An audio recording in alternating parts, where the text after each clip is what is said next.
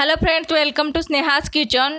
तर आजपासून आपण दिवाळी फराळ ही सिरीज चालू करतोय आणि सुरुवात आहे आपल्या गोड पदार्थापासून, ते म्हणजे बेसनचे लाडू। तर बेसनचे लाडू हे सगळ्यांनाच जमतात करायला, पण त्याची एक खास टिप सांगणार आहे जेणेकरून आपले बेसनचे लाडू हे लवकर तयार होतील। तर सुरुवात करूया आपल्या आजच्या व्हिडिओला। तर त्यासाठी मी अर्धा किलो हरभरा डाळ घेतलेली आहे आणि ती चांगल्या प्रकारे भाजून घ्यायची आहे, जेणेकरून आपल्याला बेसनचे पीठ भाजताना त्रास होणार नाही किंवा ते लवकर भाजले जाईल पीठ। ही आपली एक खास टीप होती। कधी कधी आपण बेसनचं पीठ हे कच्चंच भाजायला घेतो डायरेक्ट, पण तसं न करता आधी डाळ भाजून घ्या, जेणेकरून पीठ हे लवकर बेसनचं भाजलं जाईल। ही होती आपली खास टीप। तर आपली डाळ ही चांगल्या प्रकारे भाजून झालेली आहे आणि ती थंड करण्याला ठेवण्यासाठी आपलं वेताचं सूप असतं ते घ्यायचं आणि त्याच्यावरती पेपर ठेवायचा आणि ती डाळ पूर्णपणे थंड होऊ द्यायची आणि मगच त्याचं आपण पीठ तयार करून मग ते आपण भाजायला घेणार आहोत। तर आता डाळ पूर्णपणे थंड झाल्यानंतर त्याचं पीठ तयार केलेलं आहे आणि आता ते आपण बेसनचे लाडू तयार करायला घेणार आहोत। तर त्यासाठी मी 3 ते 4 चमचे मोठे तूप घेतलेलं आहे आणि ते चांगल्या प्रकारे गरम होऊ द्यायचं आहे आणि त्यात आता मी थोडासा एक येलो कलर घालणार आहे, जेणेकरून आपल्या बेसनच्या लाडवांना सुद्धा खूप सुंदर कलर येईल। आता तूप चांगल्या प्रकारे गरम झालेलं आहे, पण तूप जास्त कढल्यानंतर आपण ते कलर घालायचं नाही आहे। तर तूप हे थंड असतानाच घाला, जेणेकरून ते उडणार नाही।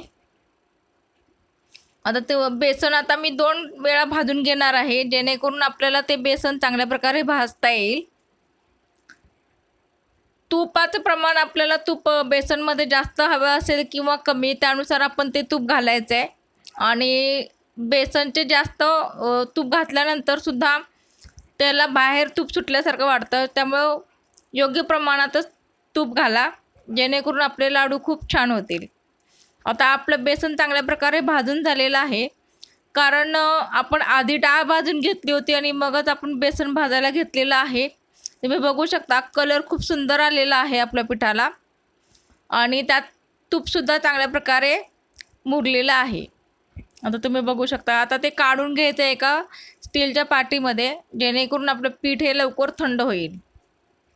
आता ते दुसऱ्या वेळी पण आता मी भाजून घेणार आहे, कारण मी ते 2 ह्याच्यात भाजून घेणार आहे, जेणेकरून आपलं पीठ हे लवकर भाजलं जाईल।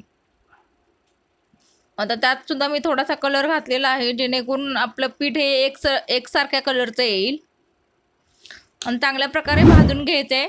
खरपूस भाजून झाल्यानंतर मगच त्यामध्ये आपण पिठी साखर आणि थोडासा रवा घालणार आहोत।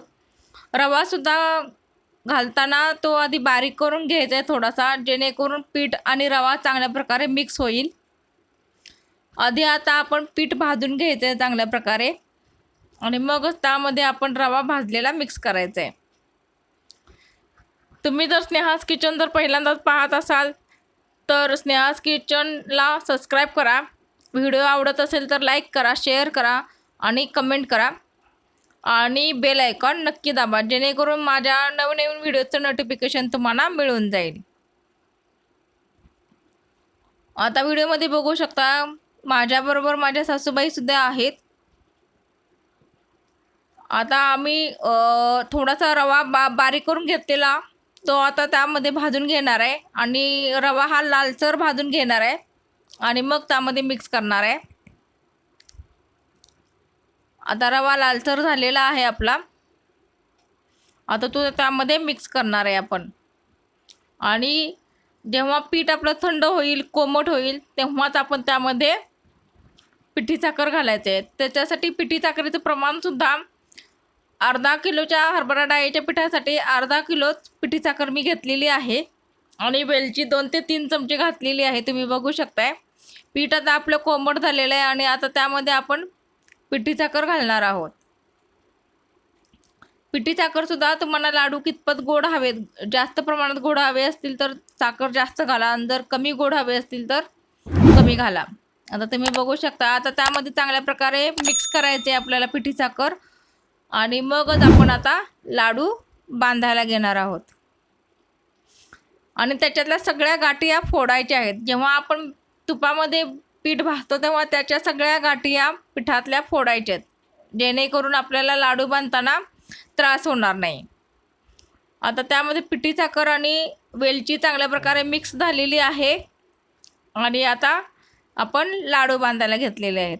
तुम्ही बघू शकता लाडू खूप सुंदर असं झालेले आहेत. अशा प्रकारे मी बाकीचे सुद्धा लाडू माझे बांधून घेतलेले आहेत. तुम्ही बघू शकता व्हिडिओमध्ये. त्या अर्धा किलोच्या ह्याच्यामध्ये माझे 40 लाडू झालेले आहेत छोटे छोटे. सो पुन्हा भेटूया आपल्या नवीन व्हिडिओमध्ये. तोपर्यंत बाय बाय.